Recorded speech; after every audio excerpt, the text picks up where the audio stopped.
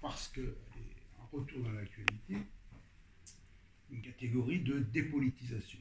Et la proposition, c'était de repartir un petit peu en arrière, c'est-à-dire de revenir un peu vers ses sources lointaines et voir comment s'établit un petit peu dans le siècle jusqu'à nos jours une évolution, une transformation, un déplacement de cette catégorie.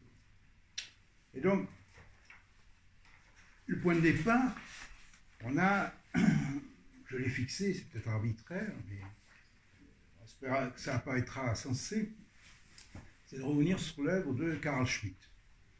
Alors, Carl Schmitt, c'est un penseur qui fait débat, hein, il ne faut pas se cacher.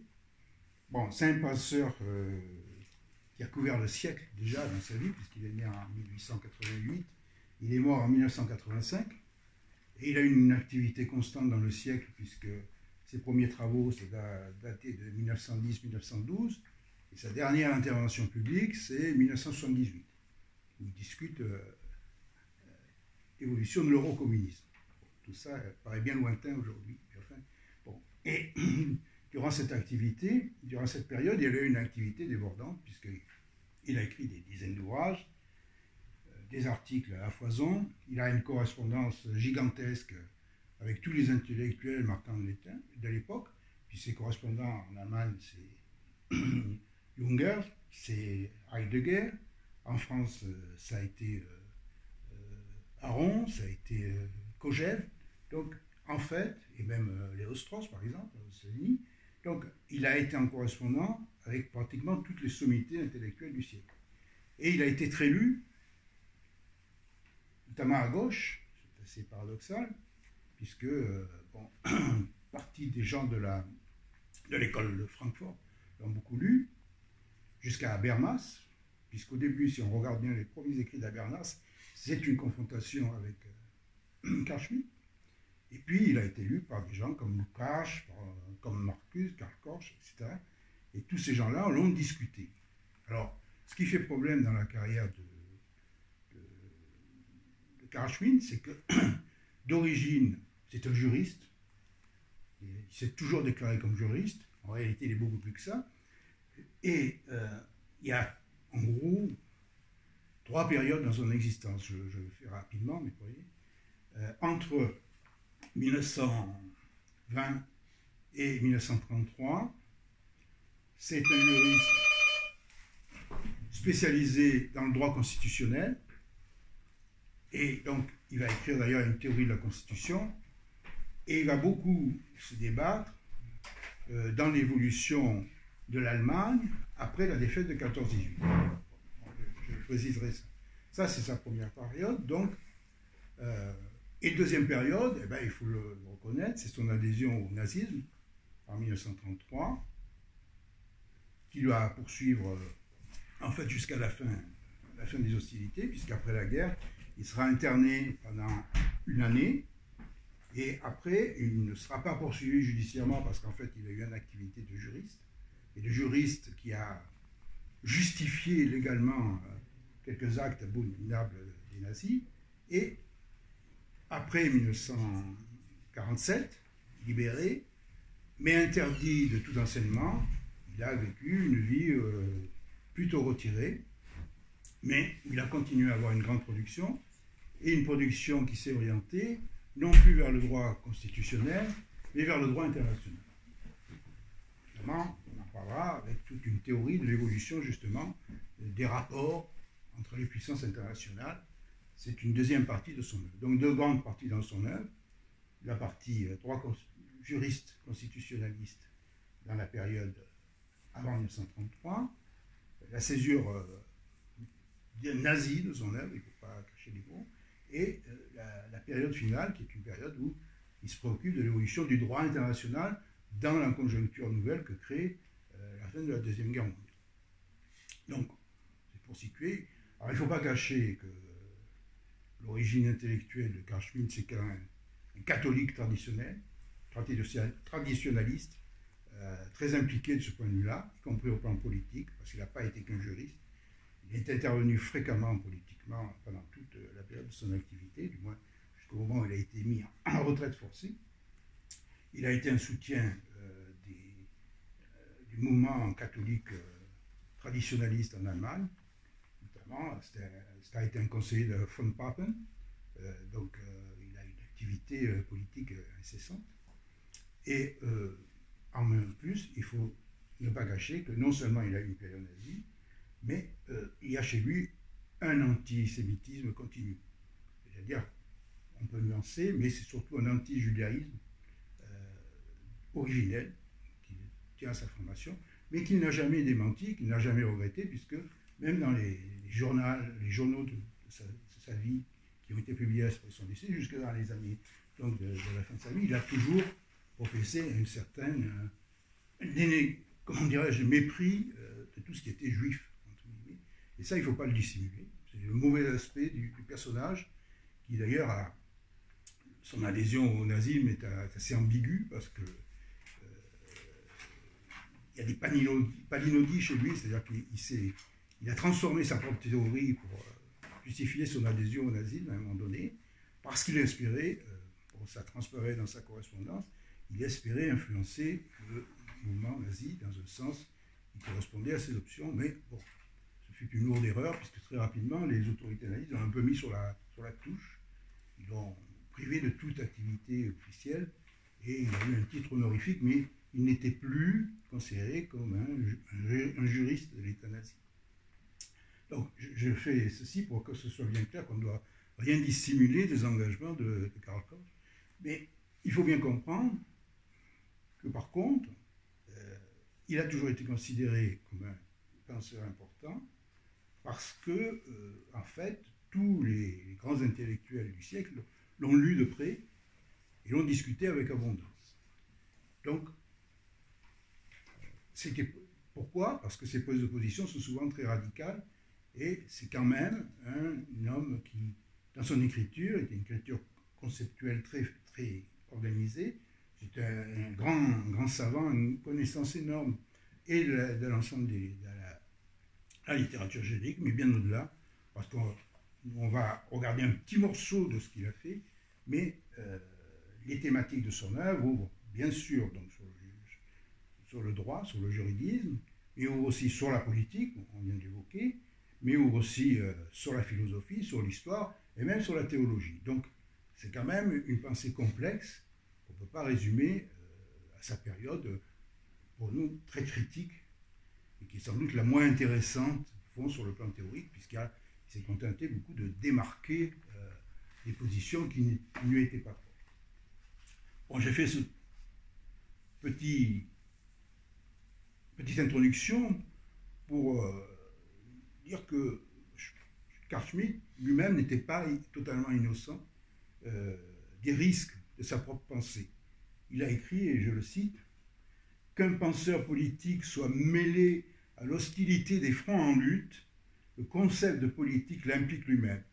Le danger n'est pas changé ou atténué par une pensée adéquate, mais plutôt intensifiée ou renforcée. » C'est-à-dire qu'il a assumé, dans un mauvais sens du terme, mais le fait qu'on n'est pas un penseur politique si on n'est pas impliqué dans la politique. Voilà une thématique, c'est-à-dire on ne peut pas penser sur la politique en étant à l'extérieur de la politique. C'est une position de Carl Schmitt qu'il a.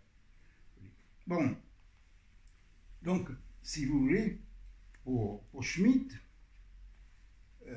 l'espace conceptuel dans lequel se réfléchit la politique n'est pas celui d'une neutralité axiomatique, mais c'est forcément une implication dans la réalité,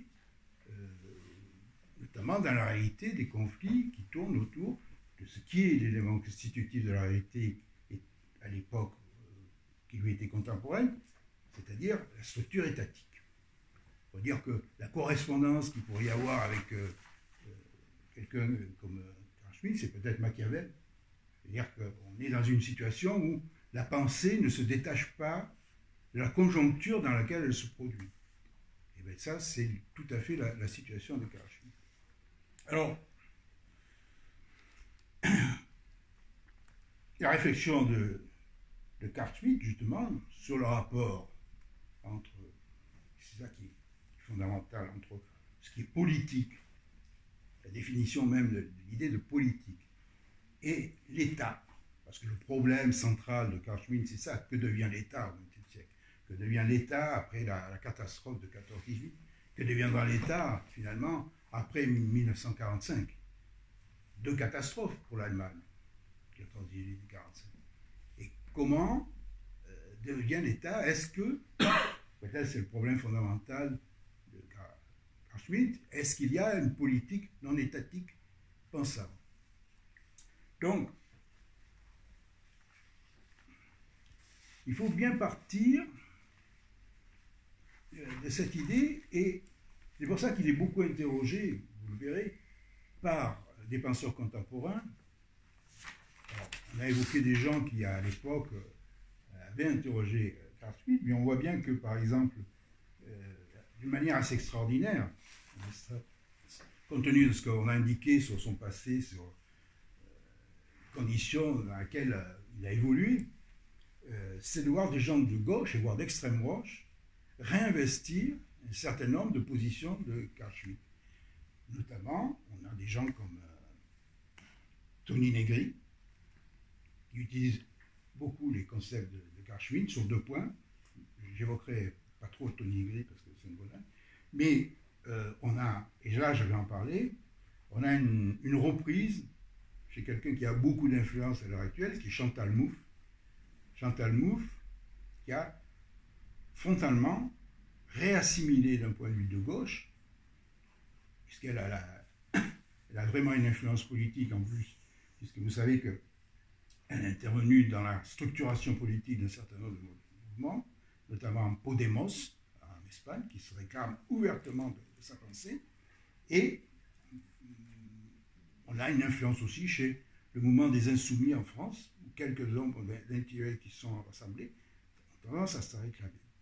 Et nous verrons comment, de Carl Schmitt à Chantal Mouffe, il y a peut-être une continuité conceptuelle qui a priori paraît vraisemblable, puisqu'on est quand même, Mouffe c'est quelqu'un qui est issu d'une tradition marxiste, et notamment c'est une grande lectrice de Gramsci,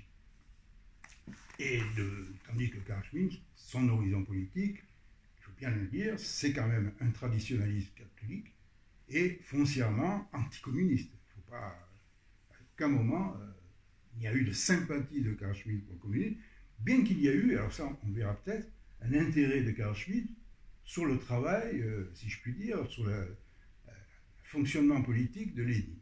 Ça l'a beaucoup intéressé, mais il en était un témoin. C'est un événement contemporain qui, évidemment, la révolution bolchevique, bouleversait complètement le paysage politique de l'époque. Donc, pour aborder les thèses de Carl Schmitt, qui peuvent en fait se lire comme une théorisation d'expérience de son point de vue négative, relative à l'existence de ce qu'on peut appeler un pouvoir souverain, qu'on va apercevoir à travers trois idées, ce qui est l'idée de dépolitisation, ça va être le fil dominant, mais de désétatisation et finalement de déterritorialisation de la politique. Et ça, c'est lié dès le départ au contexte historique dans lequel il va se situer. Et l'élément historique déterminant, c'est évidemment les conséquences de la guerre de 14-18 pour l'Allemagne. Alors, on va en retenir trois fondamentales qui touchent directement le sort de l'Allemagne sous deux aspects. Schmitt, compte tenu de ses origines et de sa tradition idéologique, est un fort nationaliste. Et il a très mal vécu l'échec de la guerre de 14-18 pour l'Allemagne. Et il y aura une première grande objection, c'est celle vis-à-vis du traité de Versailles. Alors nous, c'est très loin l'histoire du traité de Versailles, mais il jugera que le traité de Versailles vis-à-vis de l'Allemagne était inique, en imposant notamment des réparations gigantesques à l'Allemagne. Et surtout, il manque à ses yeux une transformation du concept même de guerre. C'est-à-dire que la guerre change de visage après 14-18 par rapport à la guerre qu'on a connue en Europe avant 14-18.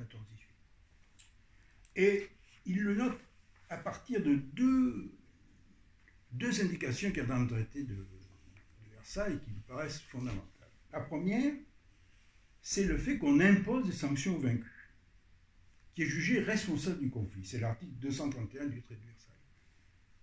C'est invraisemblable dans le problème, traitement de l'après-guerre antérieure en Europe, où on fait des traités de paix, mais on n'impose pas des sanctions.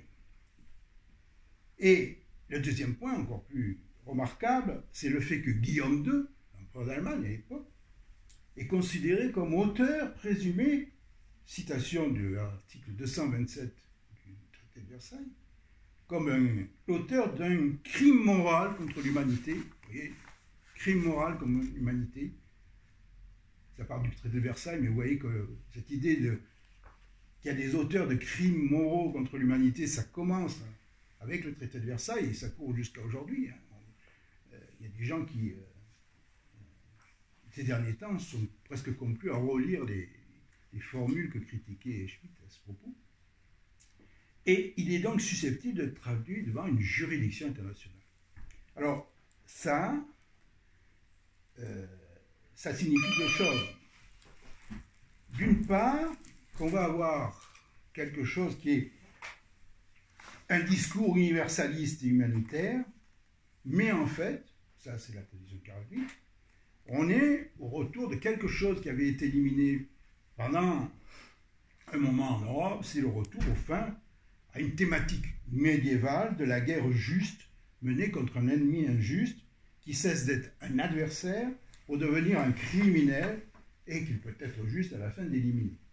Et donc, vous voyez que cette thématique, elle est ancienne, mais elle continue d'exister aujourd'hui. C'est-à-dire que, bon, on voit la guerre sur le terrorisme, c'est la guerre contre les criminels.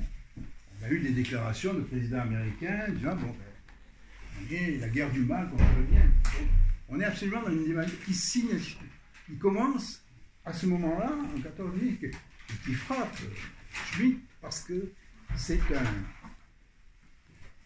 un changement total dans la notion de guerre. Et ce changement total dans la notion de guerre, il ne va pas nous quitter depuis cette époque.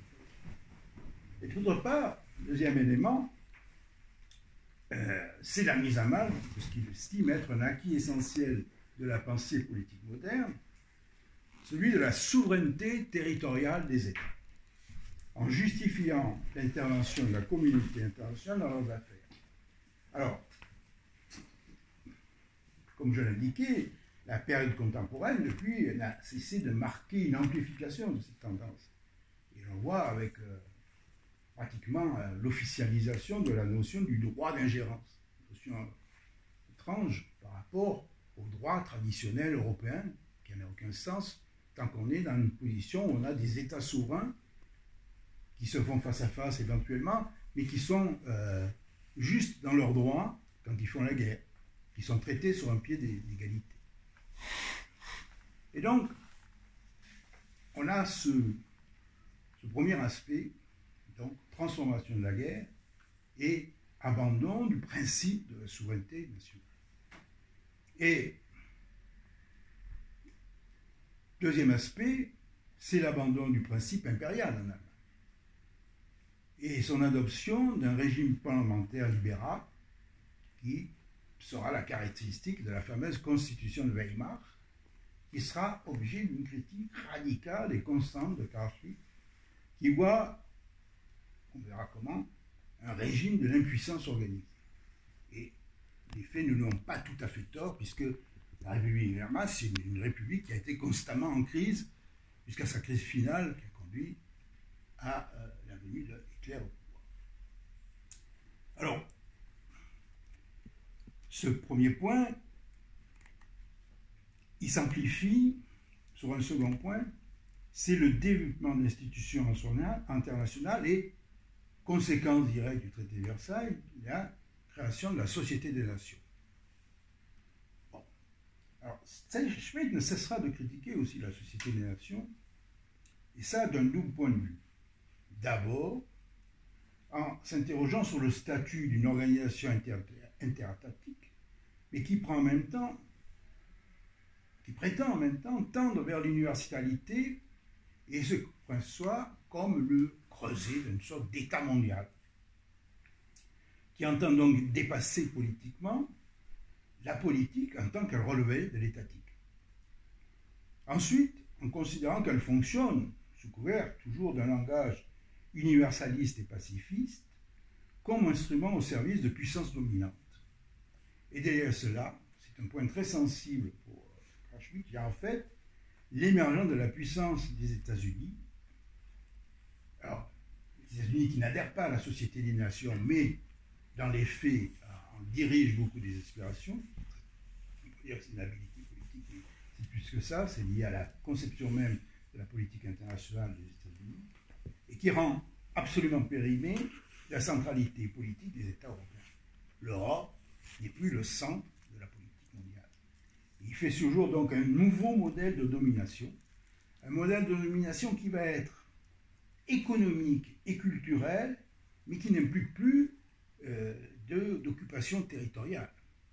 C'est-à-dire, c'est ça un élément important de la réflexion de Carl Schmitt, c'est la compréhension d'un phénomène qui n'est plus comme l'ont fait les États européens, il y réfléchira beaucoup dans la deuxième partie de sa vie. Ils sont devenus dominants parce qu'ils ont été colonisateurs.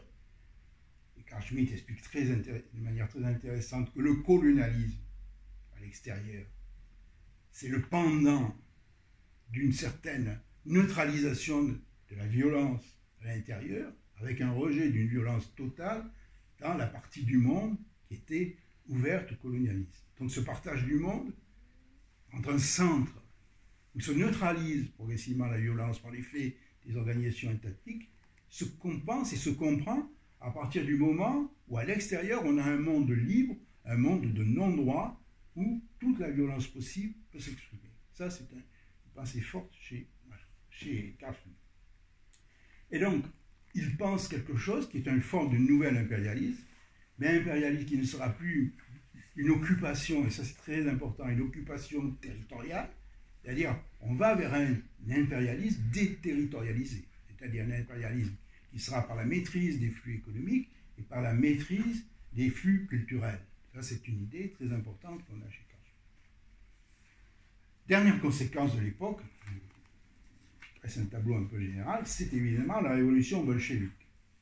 Alors la révolution bolchevique, j'ai dit que Carl Schmitt était un anticommuniste, mais il est révulsé par la révolution bolchevique, puisque c'est des principes qui lui sont complètement étrangers, mais en même temps fasciné, et puis n'oubliez pas qu'il a connu les prolongements, on oublie beaucoup, la révolution bolchevique ça a été la Russie, mais entre 1917 et 1921 à peu près, on a un prolongement dans toute l'Europe centrale de la révolution bolchevique. On a la révolution en Hongrie, on a en Allemagne les révolutions, bon, tout le monde évoque le phénomène des spartakistes en 1918, pour la tentative, mais il y a eu une révolution, une forme de régime soviétique qui tentait de s'installer en Bavière, par exemple, et donc il y a eu une sorte de guerre civile en Allemagne durant ces années, qui a été très marquante. Et Schmitt va écrire en 1921 un livre sur la dictature, très intéressant, qui est commandé, bien qu'il parle beaucoup dans ce livre de dictature du type comité de salut public au moment de la Révolution française, par les fonds de rendre compte conceptuellement de l'action politique de Lénine. Il admire Lénine parce que Lénine est un penseur politique, justement parce qu'il ne transige pas, dans les termes de il ne transige pas sur la définition de l'ennemi, il sait toujours quel est son ennemi, partout. Et surtout, Lénine, il est important parce qu'il amène l'idée qu'on n'est plus dans une révolution traditionnelle, c'est-à-dire un renversement d'un régime, dans un lieu quelconque, mais on est dans la perspective immédiatement d'une révolution mondiale. Donc, là aussi, c'est dans le léninisme, c'est ce que retient principalement Carl Schmitt, on a une définition de la politique qui déborde nécessairement le cadre étatique. On n'est plus limité à un État territorial. Le but de la révolution initiée par Lénine est immédiatement un but mondial et qui ne connaît plus les frontières des États, ça n'a plus aucun sens. Alors, l'effort de Carl Schmitt, c'est de penser systématiquement l'ensemble de ces transformations qui vont le conduire à formuler des concepts nouveaux, donc celui de dépolitisation. Alors, il y a plusieurs textes, enfin, on ne va pas prendre parce que la production de Schmitt est très importante. On peut se centrer ceci sur son texte qui a beaucoup été commenté, qui est la notion de politique. C'est un texte, dans la première version date de 1929, qui a été republié par Sessour en 1932, et on a une traduction française en 1963, assez tardive, donc, mais intéressante parce qu'elle est approuvée par Carl Schmitt. Donc on a une fiabilité du texte dont on dispose en français. Alors, il y a deux lieux explicitement consacrés à cette notion, c'est le chapitre 8 de la notion de politique et une conférence qui figure en annexe qui s'appelle « L'ère des neutralisations et des dépolitisations », qui est une conférence, je crois, de 1929. Alors, sans surprise, le premier texte que j'évoque développe une critique du libéralisme. Doctrine qui, donc on l'a vu, imprègne la constitution de la République de Weimar. Alors, il ne s'agit pas de faire le procès des mouvements qui ont revendiqué le libéralisme et qui sont engagés dans des combats politiques. Il s'agit de se situer sur un plan purement théorique, je cite Carl Schmitt, la question est de savoir si le principe pur et rigoureux du libéralisme individualiste pour donner naissance à une conception spécifiquement politique, il faut répondre par la négative. Car si la négation du politique implique et dans tout individualisme conséquent commande une praxis politique de défiance à l'égard de toutes les puissances politiques et de tous les régimes inimaginables, elle n'aboutira toutefois jamais à une théorie positive de l'État et du politique qui lui soit propre. La conséquence qu'en tire Carl Schmitt, c'est qu'il y a, c'est très important à noter, une critique libérale de la politique.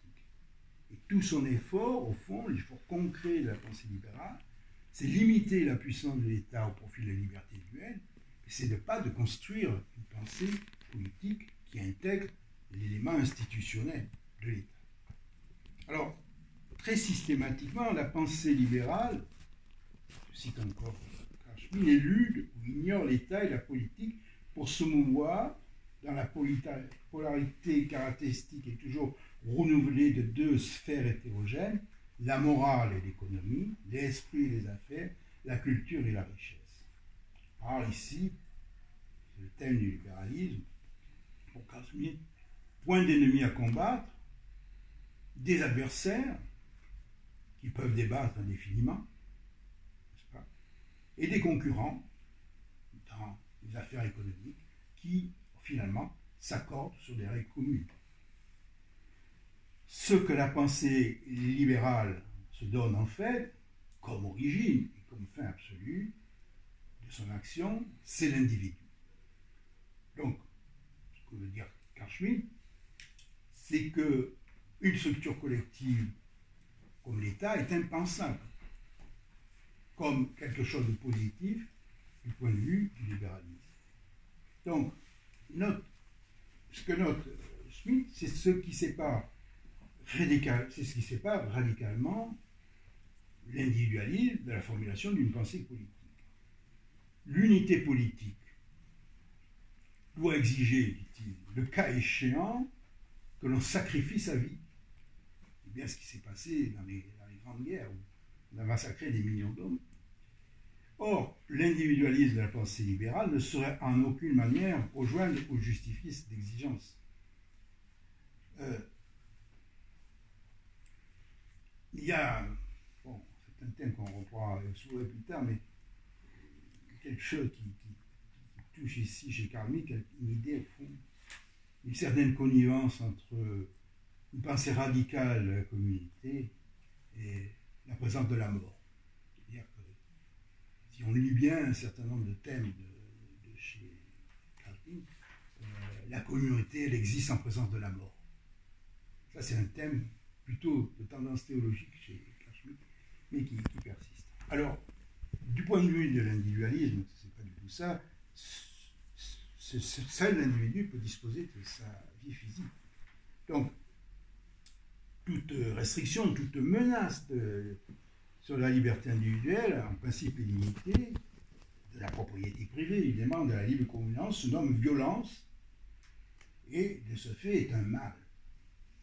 Au lieu de ce libéralisme, seul reste là, dans l'État, dans la politique, ceux qui concourent uniquement à assurer les conditions de la liberté et à supprimer ce qui la gêne. Donc, le concept libéral, dit Carl Schmitt, s'identifie à une dépolitisation généralisée, c'est-à-dire, et c'est le point fondamental, à une occultation systématique de la réalité des conflits. Si on veut penser la politique, il faut penser à partir des conflits. Ça, c'est une grande leçon, de Machiavel à Mao. Tous les politiques réalistes sont partis de la pensée qu'il y a des conflits, et faire de la politique, c'est affronter des situations conflictuelles. Alors, Schmitt, qui est très sarcastique à l'égard des libéraux, dit qu'on a à la fois des déclarations éthiques et un réalisme, matérialisme et économique qui se rejoignent dans le libéralisme. Et l'État n'est plus un État, l'État devient une société. La société, elle est fondée dans des contrats de droit privé. Elle est pensée sous le régime du droit public, non pas du droit public. Et sous l'angle de l'éthique et de l'esprit, ce sera une image de l'humanité inspirée d'une idéologie humanitaire. Elle constituera la vision libérale, l'unité économique d'un système uniforme de production et de communication. Alors, le peuple, politiquement, à quoi il sera réduit? Est-ce qu'il sera un intervenant politique? Non, la figure du peuple n'a pas cette consistance dans le libéralisme. Ce sera un public qui a des besoins. Et un ensemble de gens qui produisent, des travailleurs, des employés, et une masse de consommateurs. C'est comme ça qu'on peut percevoir le peuple. Je suis la pensée de Schmitt dans le cadre d'une pensée rigoureusement inspirée par l'individualisme libéral. Alors, la souveraineté et la puissance publique ne jouent qu'un rôle, je dirais, assez extérieur par rapport à la consistance de cette population. Elles seront plutôt un moyen de contrôle, notamment dans l'économie. Mais elles permettront simplement le fonctionnement de cette consommation, le fonctionnement de ces échanges culturels, mais elle ne constituera plus une sphère spécifique. Au total, toute autorité sera déniée aux positions politiques et soumise aux principes normatifs et aux ordres de la morale, du droit et de l'économie.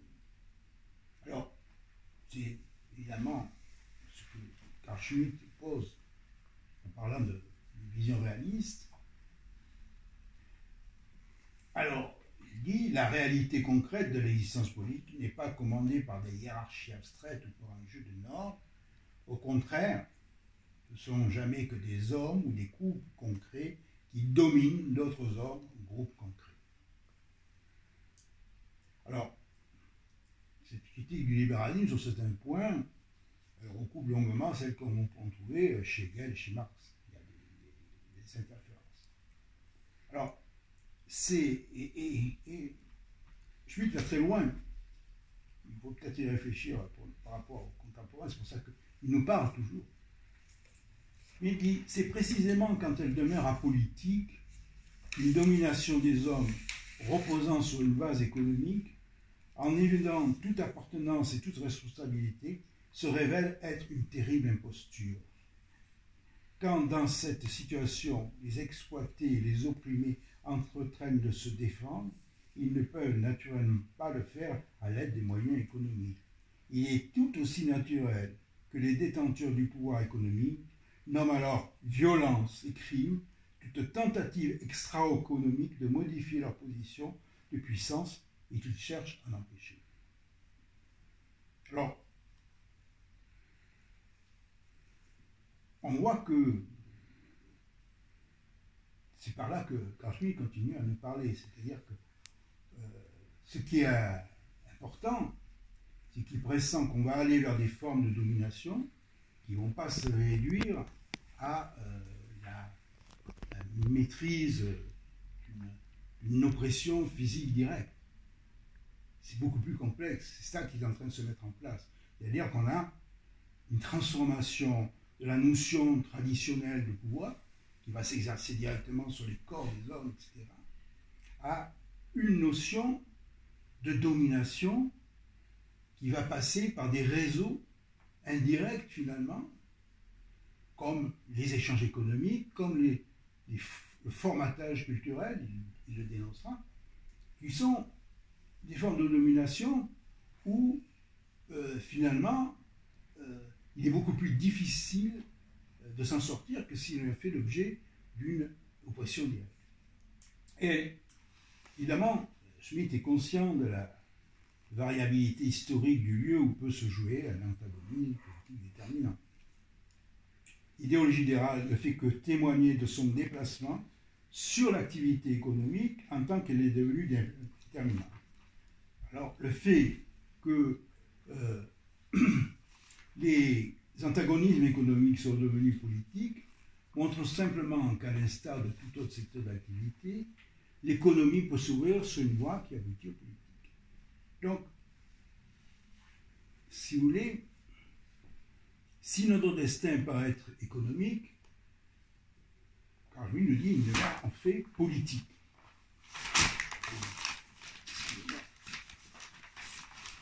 Alors, on est loin de l'idée peut-être ancienne du libéralisme, c'est-à-dire que l'économie, ce ne sera pas le triomphe du commerce. Ce ne sera pas le désintéressement. Un impérialisme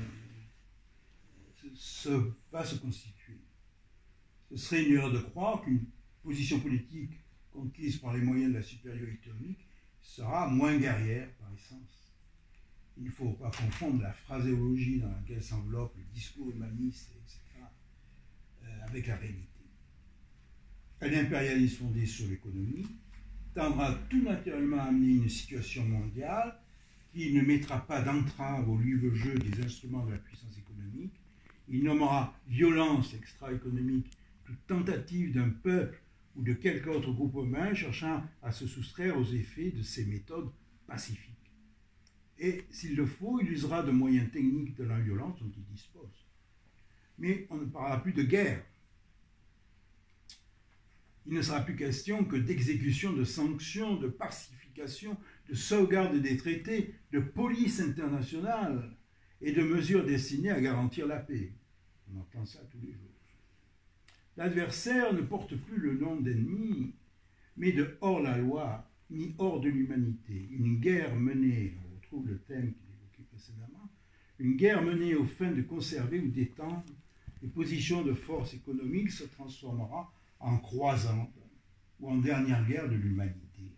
Autant dire que le système libéral dépolitisant, en apparence, est en fait au service de